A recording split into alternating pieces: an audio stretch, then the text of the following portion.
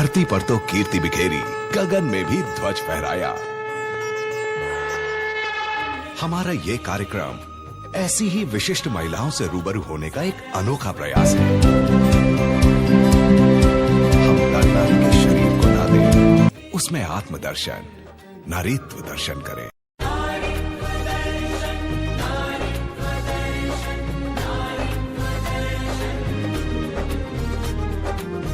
दीप में है ज्योति दर्शन, सीप में है मोती दर्शन। दीप में है ज्योति दर्शन, सीप में है मोती दर्शन। नमस्कार, exotic web media digital channel world wide present विश्व महिला दिन अंतर्गत एक मुलाकात आत्मनिर्भर नारी के साथ। और आज हमारे साथ है सूरत की बहुत ही जानी मानी कह सकते हैं ऐसे स्वाति जानी, जिनको कोई नहीं जानता, ऐसा हो ही नहीं सकता है।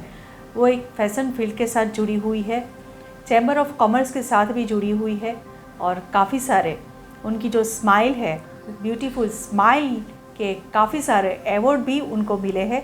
और साथ में जो धर्म के आधार को साथ में रख के वो एक मोटिवेशनल स्पीकर के नाम से भी वो जानी जाती है। तो ऐसे ही स्वाति जानी सी से हम मिलते हैं। स्वाति जी, आपका स्वागत है और सबसे पहले विश्व महिला दिन की आपको बहुत बहुत शुभकामनाएं डी कुशालबाई ज्वेलर्स और एक्सोटिक परिवार की ओर से। जी, और मिलते हैं एक मुलाकात आत्मनिर्भर नारी के साथ। और हमारे साथ है स्वाति जानी, जो एक मॉडल भी है और अभी उन्होंने 2019 में मिसिस एशिया यूनिवर्स जीता है, जो वर्ल्ड में चाइना में ये पूरा इवेंट था और वहाँ से वो एशिया यूनिवर्स 2019 जीत के आई है। तो पहले तो स्वाति जी हम बात करेंगे कि आपकी ये फैशन फील्ड में जाने का विचार आपको कैसा है और कौन सी ईयर में आप गई और उससे पहले आप क्या थी? Nothing is planned. Fashion field में आने का ऐसा कोई मकसद नहीं था, क्योंकि मैं बहुत छोटे से गांव से बिलोंग करती हूँ, जामनगर डिस्ट्रिक्ट का जोड़िया गांव, जो शायद आपको मैप पे दिखेगा भी नहीं। इतना छोटा है कि वहाँ 5,000 से 5,500 लोग रहते हैं। ना तो वहाँ कॉलेज है, ना बड़ी हॉस्पिटल है, ना कोई फैशन इंस्टीट्यूट है और ना ही मेरा बैकग्राउंड कोई फैशन के रिलेटेड है। I am born and brought up in Brahmin family. सो धर्म का ज्ञान शुरू से रहा और परिवार में यही सब वातावरण रहा। और मैंने गीता विद्यालय के अंदर 15 ईयर्स स्टडी किया है। तो this is the biggest achievement of my life कि हमने नॉर्मल स्कूल में नहीं पढ़ के धार्मिक स्कूल में अभ्यास किया है। और जो स्कूल में मैंने अपना एजुकेशन किया वो उत्तर बुनियादी स्कूल उसको बोल सकते हैं, गांधी जी की हुनर उद्योग शाला। तो नाम से ही समझ में आता है कि उसका ध्येय हुनर और उद्योग। आपके खाली यही नहीं कि आपके बुक्स के अंदर जो नॉलेज है वही मिले। तो फैशन तो दूर दूर तक गांव में नहीं थी, क्योंकि टीवी ही नहीं थे मेरे टाइम पे इतना। तो धीरे धीरे जैसे आफ्टर मैरिज सूरत में आए और फिर अपनी स्टडी चालू करी, क्योंकि 17.5 साल में तो मेरी शादी हो गई थी। उसके बाद 10 साल तक मैंने पढ़ाई करी, अपनी एजुकेशन को छोड़ा नहीं, क्योंकि ब्राह्मण के खून में होता है और सरस्वती माता का आशीर्वाद जरूर होता है। और मेरी मदर इन लॉ ने मुझे बहुत सपोर्ट किया। मैंने सूरत में आके अपना ग्रेजुएशन मतलब 3 साल कॉलेज के किए, फिर MA पार्ट 1, 2, PGDCA, B.Ed किया और फिर बाद में मैंने MBA इन ह्यूमन रिसोर्सेज भी किया। सो 10 साल मैंने स्टडी करी। बीच बीच में मतलब 2 बच्चे भी मेरे हो गए और फिर लगा कि अपने लिए कुछ करना है, क्योंकि 10-15 साल कंटिन्यूस 15 ईयर्स तो फैमिली के लिए ही दिए। स्टार्टिंग में मैंने उमरीगढ़ स्कूल के अंदर as a English and Sanskrit Gujarati teacher job भी करी थी जब बच्चे नहीं थे। फिर धीरे धीरे लाइफ इतनी बिजी गई कि ये सब सोचने का समय ही नहीं मिला। फिर एकदम से एक बार मेरी एक फ्रेंड ने बोला कि तुम्हारी ड्रेसिंग सेंस बहुत अच्छी है, तुम ज्यूरी में आओ ना, हमारे यहाँ पे एक इवेंट हो रहा है। मैंने कहा ठीक है। वो छोटा मोटा एक प्रोग्राम था तीज फेस्टिवल का। तो वहाँ जाके मुझे लगा कि मैं दूसरे के नुक्स निकालूं या दूसरे को गाइड करूं, उससे अच्छा पहले अपने आप को इम्प्रूव करूं। जब तक आप में वो क्वालिटी नहीं है तो आप किसी को कैसे गाइड कर सकते हो। तो पहले मैंने अपने आप पे ध्यान दिया कि मुझे क्या करना है। तो बच्चों ने बोला कि तुम पार्ट लो, जज बन के मत जाओ, and we are not that much sufficient और नॉलेजेबल सो वी कैन जज एनीबॉडी। तो मैंने कहा मुझे जज नहीं बनना है, मुझे पार्ट लेना है। मैंने मिसेस सूरत लगा था 3 साल तक जीता। फिर उन्होंने बोला कि हर बार आप ही आओगे तो दूसरे को मौका कैसे मिलेगा, तो अभी आप हमारी ग्रूमिंग टीम में आ जाओ जी। फिर मैं मिसेस गुजरात के लिए गई अहमदाबाद में, वो जीती, फिर मिसेस इंडिया जीती, फिर बाद में मिसेस इंडिया यूनिवर्स, यानी सारे NRI जो वर्ल्ड में उनका कंपटीशन दिल्ली में होता है, वो भी मैं जीत के आई। फिर लगा कि अब क्या, सब तो जीत लिया, अभी मेरे पास 10 से 12 क्राउन है और सारे लीगल और कायदे से जो कंपटीशन है उसके, ऐसे क्राउन नहीं कि जो हर 4 रास्ते पे या गली नुक्कड़ पे होता है, इस टाइप का नहीं। तो मेरा शुरू से रहा जो करना है वो ठोस करना है और जोरदार करना है। फिर वहाँ से आई तो मेरा बेटा है 18 साल का, उसने बोला कि मम्मी यहाँ से जर्नी स्टॉप नहीं होती, अभी स्टार्ट होती है। तो उसने फॉर्म मेरा भरा, क्योंकि मैं मीडिया प्रेमी नहीं हूँ, तो मुझे ये ऑनलाइन फॉर्म भरना, ऑडिशन देना, ये सब नहीं होता है। और उस टाइम कोइंसिडेंटली मैं हरिद्वार में थी। तो जब चाइना से मेरे ऊपर फ़ोन भी आया कि यू आर सिलेक्टेड, तो मैंने सुना नहीं, आरती चल रही थी गंगा मैया की, रूम पे गए तो मुझे लगा ये प्लस वाले बोगस नंबर होते तो फ़ोन नहीं उठाना है। तो 3 बार उनका फ़ोन आया, लेकिन मैंने नहीं उठाया। जब मैं वापस सूरत आई तो उन्होंने किसी को ढूंढते कि ये रहते कहाँ पे हैं इंडिया के अंदर, तो मेरा ऐसे नंबर वापस से उनका फ़ोन आया, फिर मैंने उठाया, फिर बात हुई कि मैं चाइना के लिए सिलेक्ट हुई हूँ। और मुझे खाली 1 ही महीना मिला प्रिपेयर होने के लिए, और तब तो मेरा वेट इससे भी ज़्यादा था। लेकिन वही है कि एज और weight doesn't matter, if your confidence is high, if you are full of knowledge, then no one can stop your career and no one can stop to go ahead. तो मैं वहाँ गई जब 120 कंट्री की lady थी, और सारी एकदम दुबली पतली, स्लिम, ब्यूटीफुल, 6 फीट हाइट, और उनको देख के ही ताज्जुब, पहले दिन तो नर्वस ही हो जाते हैं कि हम कहाँ हैं और वो कहाँ हैं। They are fluent in English, और मैंने ट्रांसलेटर भी नहीं रखा था, या तो चाइनीज़ बोलो या इंग्लिश बोलो, और गुजराती की इंग्लिश तो माशाअल्लाह सब जानते हैं। तो भी अपने आप पे भरोसा था कि जो मैं करूँगी वो सही करूँगी। तो ट्रांसलेटर नहीं लिया, क्योंकि $150 डेली के लेते थे, वो अपन अफोर्ड नहीं कर सकते हैं, और देना भी नहीं चाहिए। खुद की जो मदर टंग पे पकड़ होती है वो किसी में नहीं होती है। तो जब वहाँ पे इंट्रोडक्शन राउंड हुआ तो सबको लगा कि ये इंडिया से किसको भेज दिया है, लेकिन जिन्होंने इंडिया से मुझे भेजा था वो भी तो समझते कि इसमें कुछ अलग है। उन्होंने मुझे बोला, madam you are differently different. मुझे बहुत अच्छा लगा कि आपने इतना तो नोटिस किया, आई एम डिफरेंटली डिफरेंट। जरूरी नहीं कि 36, 24, 36 का फिगर हो, 6 फीट हाइट हो, बाकी क्राइटेरिया होता है कि 5'11" से नीचे हाइट नहीं होनी चाहिए, एंड आई एम 5.4.5। तो वो हिसाब से मैं उनके क्राइटेरिया में फिट नहीं थी। लेकिन जहाँ पे नॉलेज आता है ना, वहाँ कोई भी बाउंड्रीज नहीं होती है।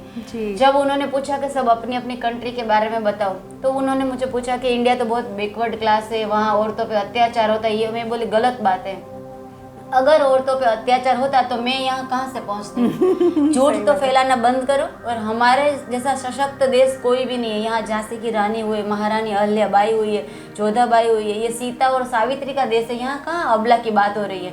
हाँ, 1.1 कहीं पे भी होता है, लेकिन उसका मतलब ये नहीं कि पूरा हिंदुस्तान पिछड़ा हुआ है। और मैंने वहाँ जाके भगवत गीता के ऊपर कृष्ण लीला का प्ले किया और हिंदुस्तान की समझ बताई कि धर्म को आगे लेके चलोगे तो आगे ही बढ़ोगे। जरूरी नहीं है कि फैशन के रिलेटेड। मेरी पहली कंडीशन थी, मैं कोई छोटे छोटे कपड़े नहीं पहनूंगी, मैं स्लीवलेस बैकलेस ये नहीं पहनूंगी, मैं कॉस्ट्यूम राउंड जो होता है पूल राउंड वो नहीं करूंगी। अगर मेरी इतनी कंडीशन के बाद भी आपको लगता है she is the most person who can appear here, तो ये आप बुलाओ, नहीं तो नहीं बुलाओ।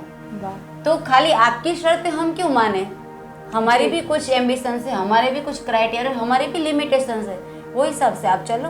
और वहाँ पे खूब अच्छा रहा। कृष्ण भगवान का पोशाक पहन के जब मैंने भगवत गीता सुनाई, 15वां अध्याय बोला, 12वां अध्याय समझाया, तब उनको समझ में आया कि हिंदुस्तान क्या है। और हिंदुस्तान के जो शास्त्र है ना, वही शस्त्र है। हमको लड़ने के लिए शस्त्र की नहीं, शास्त्र को साथ में रखने की जरूरत है। और यही सब बातों की वजह से मैं पूरे एशिया में जीत के आई, और 48 कंट्री को हरा के नहीं, उनके दिल जीत के वापस आई।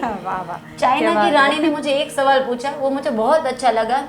चाइना के राजा की 6 वाइफ है लीगल जो वहाँ पे थे, उनमें से एक वो मिसेस चाइना रह चुकी। उन्होंने मुझे पूछा कि do you think so, are you deserving this crown of Mrs Asia Universe, you have so many fatty weight and dark circles and whatever spots.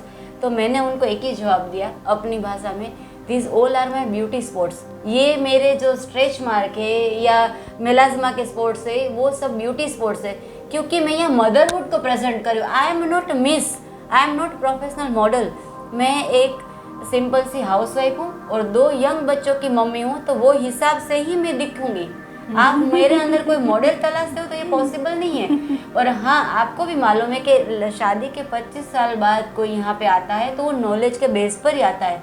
और एक ही बात मैंने बताई कि जो शरीर है वो नाशवंत है, मतलब our body is mortal but our soul, our thought process, our thinking, these are mortal. તો આપણે જે નાશવંત શરીર છે એની પાછળ નહીં પડવું જોઈએ અને શાશ્વત વિચારધારા, શાશ્વત ધર્મ, શાશ્વત સંસ્કૃતિ એને પકડીને ચાલો, વિજય અવશ્ય થશે. वाह, क्या बात है. आपकी जो लाइफ जर्नी थी वो सुन के मैं ऐसे ही सुनती ही रह गई, क्योंकि जिस तरह से आपने बातें बताई वो बहुत ही मतलब उम्दा विचार, और आज की जो यंगस्टर्स है, आज की जो जनरेशन है, उनको ये जानना बहुत ही ज़रूरी है, क्योंकि जिस तरह से जनरेशन आगे बढ़ रहा है वो कहीं ना कहीं कुछ गलत भी हो रहा है, लेकिन हम इनको आगे नहीं करते हैं. तो बहुत ही उम्दा विचार आपके, और जिस तरह से आपने पार्टिसिपेट किया, काफ़ी सारी हमारी मिसेस भी अगर ऐसी कोई कंपटीशन में जाना चाहती है तो वो भी आज काफ़ी मोटिवेट हुई होंगी. और जिस तरह से स्वाति जी की ब्यूटीफुल स्माइल और जिस तरह से उनकी ब्यूटी है, वो इस गुजराती नारी जिनको बोलते हैं, मतलब एक भारतीय नारी की जो प्रशंसा हम करते हैं तो इनकी हम वो प्रशंसा के लायक है. तो स्वाति जी बहुत बहुत अभिनंदन, आपने जिस तरह से एशिया यूनिवर्स जीता और जिस तरह से आप गई और जो आपने वहाँ पे आपके साथ हुआ वो आपने यहाँ पे प्रेजेंट किया, लोगों को बताया, वो भी बहुत ही अच्छी बात है. लेकिन स्वाति जी यहाँ पे अटक नहीं रही है, आगे भी वो बहुत कुछ मतलब उन्होंने किया हुआ है. वो काफ़ी सारे ऐसे सोशल काम भी करती है, लेकिन लोगों को पता नहीं है, क्योंकि वो मीडिया, जैसे उन्होंने कहा कि वो मीडिया में ज़्यादा आती नहीं है, आना नहीं चाहती है, इसीलिए उन्होंने शायद कोई ऐसा काम कर रही है कि जो मुझे ही पता चले, या तो जिनको मैं हेल्प कर रही हूँ उनको ही पता चले, किसी और को मुझे बताना नहीं है, बस मुझे सिर्फ समाज को हेल्प करना है. यही उनके जो विचार थे वो भी बहुत ही सराहनीय है. साथ में बात करते हैं कि जिस तरह से उनको ब्यूटीफुल स्माइल के अवार्ड मिले हैं, तो मैम शॉर्ट में सिर्फ बताइए कि आपको कहाँ से अवार्ड्स मिले हैं. ये यूनाइटेड भारत का जो कंपटीशन था उसके अंदर मुझे Mrs punctual, Mrs discipline, Mrs beautiful smile, Mrs best personality, तो ऐसे तो अनगिनत अवार्ड है मेरे घर पे. इसी मतलब 3 से 4 साल के अंदर more than 100 awards I have and certificates I have. मैं स्विमिंग में भी सेकंड आई हूँ, उसमें फर्स्ट आई हूँ गुजरात के अंदर, और सूरत के इवेंट्स जीते हुए हैं. लेकिन ये सब तो छोटी छोटी बातें हैं, लाइफ है, और अगर कुछ ना कुछ करते रहेंगे तो ही अपने को भी मज़ा आएगा. और लेडीज़ को एक एज के बाद अपने शौक को भी पूरा करना चाहिए, तो ही लाइफ आपकी लाइव रहेगी. और लाइफ रखने के लिए मैं सबको सपोर्ट करती हूँ, मोटिवेट करती हूँ. जैसे मैं ट्रेडिशनल गरबा जीत के आती हूँ, आजकल सब भूल ही गए कि सर पे मटके रख के लेके यही ओरिजिनल गरबा है. तो वो अपनी संस्कृति और कला को लाइव रखना चाहती हूँ. और बहुत को यही, अभी की गर्ल्स को यही कहना चाहूँगी कि अगर आप 10 साल अपनी फैमिली के लिए देते हैं तो 11वां साल आपका ही है. Then you are unbeaten and you are winner. तो पेशेंस रखें अपने घर के अंदर और परिवार को संभालें, परिवार के साथ बढ़े और परिवार अपने आप आपको आगे बढ़ाएगा. जी जी जी. और भी बहुत बातें उनके साथ करनी है. स्वाति जी एक चैम्बर ऑफ कॉमर्स के अंदर भी को चेयरपर्सन है डायमंड एंड हैंडलूम हैंडीक्राफ्ट की. तो उसकी भी बात करते हैं कि अभी वहाँ पे उन्होंने ये हुद्दा उनको दिया गया है, तो वो किस बेस पे दिया गया और आपने वहाँ पे क्या काम किया?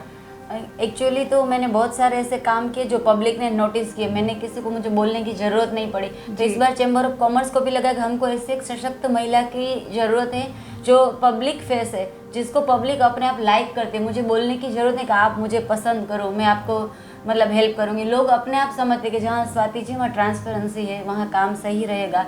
और यही प्रभाव होता है धर्म के साथ चलने का.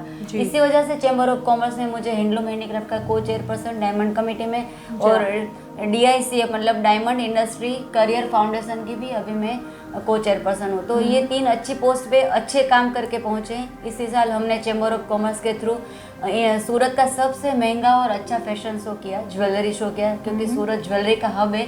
और स्पार्कल एग्जीबिशन जो डायमंड का होता है वर्ल्ड का सबसे बड़ा, अच्छा और सही सूरत में ही होता है. तो उसके अंदर हमने ये फैशन शो किया, म्यूजिकल शो किया. लोगों ने अपने आप सोचना शुरू कर दिया कि ये है कौन जो एकदम से hat trick 3 show back to back एक वीक के अंदर करे. उसके बाद में गुजराती फिल्म फेयर अवॉर्ड्स में कच्छ में रण उत्सव में स्पीच दे के आई. तभी मैंने बताया कि कोई एक गुजराती आगे बढ़ते तो सारे गुजरात के कॉलर ऊपर हो जाते। और वैसे भी मोदी जी ने इतना नाम किया है कि गुजरात को सब कोई जानता है और गुजराती का कैलिबर भी जानता है। जी जी जी जी।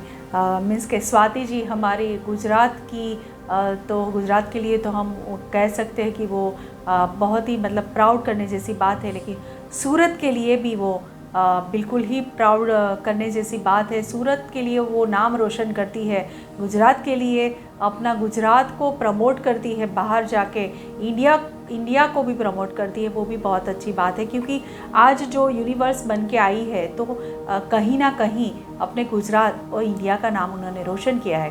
परिवार का नाम तो रोशन किया ही है, बट साथ में जैसे उन्होंने कहा कॉलर ऊंचा करने की जब बात होती है तब ऐसा बोल सकते कि हमारी गुजरात की ये स्वाति जानी है, ऐसा हम बोल सकते हैं। तो बहुत बहुत अभिनंदन एंड बहुत बहुत धन्यवाद स्वाति जी। लेकिन जाते जाते आपने जिस तरह से आप एक मोटिवेशनल स्पीकर है, मैंने जो पहले इंट्रोडक्शन दिया वहाँ बताया कि धर्म के आधार को रखते हुए आप मोटिवेशनल मतलब स्पीच देती है।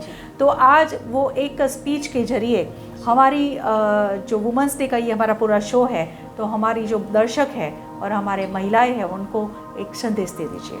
बहुत अच्छा सवाल है आपका। हम लोग हिंदुस्तान में बारंबार बोलते हैं कि यत्र नार्यस्तु पूजन्ते रमन्ति तत्र देवता, मतलब नारी का जहाँ सम्मान है वहीं देवताओं का वास है। तो इसके लिए नारी की भी बहुत बड़ी जिम्मेदारी हो जाती है। अगर आपके लिए इतनी अच्छी बात कही गई है तो आपका और जिम्मेदारी पूर्वक वर्तन बन जाता है। तो कैसी औरत आपको बन के रहना है। तो संस्कृत में विद्यार्थिनी हूँ, एवरी स्पीच में मैं ये श्लोक बोलती हूँ कि स्त्री कैसी होनी चाहिए। तो कार्येषु दासी, काम काज करने में दासी की तुलना, मतलब आप काम वाली बाई नहीं हो, लेकिन आपके जो सूझबूझ समझ है घर के अंदर वो इतनी जोरदार है कि आप कोई भी काम इजीली कर सकते हो। कर्मेषु मंत्री, कार्य ऐसा करो कि एक सुमंत्री की तरह हो, कि घर आप ऐसे संभालते हो कि कोई अच्छा मंत्री जैसे अपना राज्य संभालता है।